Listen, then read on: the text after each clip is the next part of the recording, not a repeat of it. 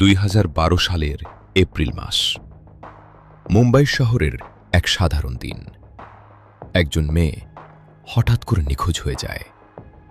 প্রথমে সবাই ভেবেছিল এটা হয়তো একটা সাধারণ মিসিং কেস, কিন্তু 3 বছর পর যখন সত্যিটা সামনে আসে, তখন পুরো দেশ বুঝতে পারে এটা শুধু একটা নিখোঁজ হওয়া নয়, এটা ছিল একটা ঠান্ডা মাথার পরিকল্পিত খুন।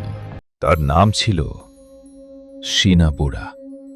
24 বছর বয়স, সাধারণ শান্ত স্বভাবের একটা মেয়ে। মুম্বাইতে কাজ করত, নিজের ক্যারিয়ার গড়ার চেষ্টা করছিল। বন্ধুদের কাছে সে ছিল হাসি খুশি, স্বপ্নে ভরা একটা মানুষ।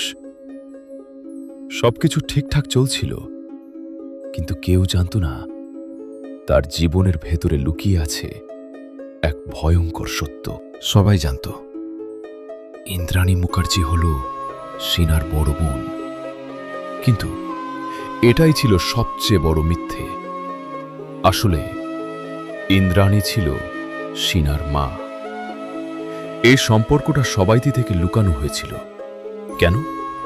কারণ সমাজ, স্ট্যাটাস আর নিজের ইমেজ বাঁচাতে একজন মা নিজের মেয়েকে বোন বলে পরিচয় দিয়েছিল।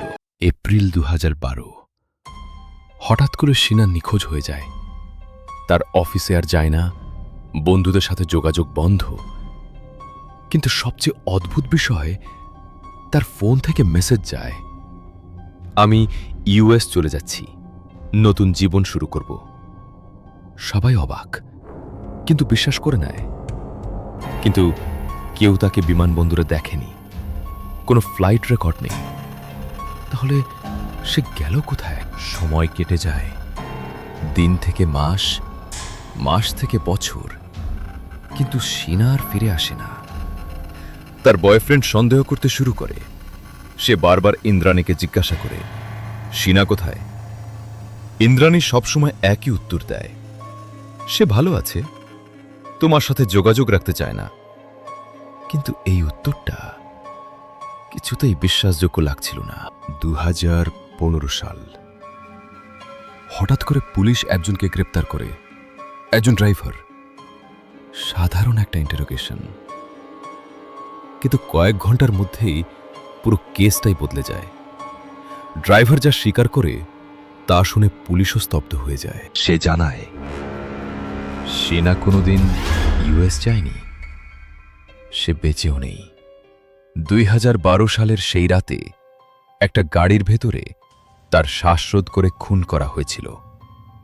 আর এই খুনের পরিকল্পনা করেছিল তার নিজের মা ইন্দ্রাণী। ড্রাইভার বলে সেদিন শীনাকে ডেকে আনা হয়, গাড়িতে তোলা হয়, তারপর হঠাৎ করে তার গলায় চাপ দেওয়া হয়। সে লড়াই করছিল, বাঁচার চেষ্টা করছিল, কিন্তু কেউ তাকে বাঁচায়নি। কিছুক্ষণের মধ্যেই সব শেষ হয়ে যায়।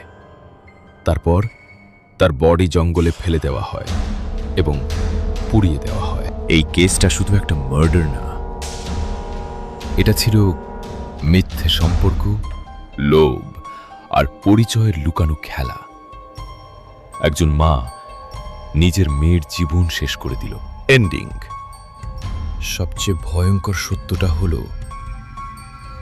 আমরা যাদের সবচেয়ে বেশি বিশ্বাস করি, কখনো কখনো তারাই হয়ে ওঠে আমাদের জীবনের সবচেয়ে বড় রহস্য।